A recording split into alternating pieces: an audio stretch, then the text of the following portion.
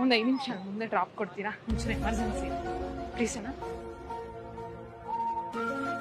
ಕುತ್ಕೊಳ್ಳ. ಹಾ ಓಕೆ. ಹಾ ಹಾ ಅಯ್ಯೋ ಇರಿ ಬರ್ತಾ ಇದ್ದೀನಿ. ಎಲ್ಲೋಯ್ತಿದ್ಯಾ?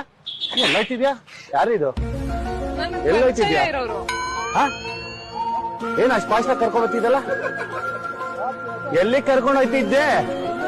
ಎಲ್ಲಿಗೆ? ಅದನ್ನೇ ನಾನು ಕೇಳ್ತಾ ಇರೋದು, ಎಲ್ಲಿಗೆ ಅಂತ. ಯಾರು?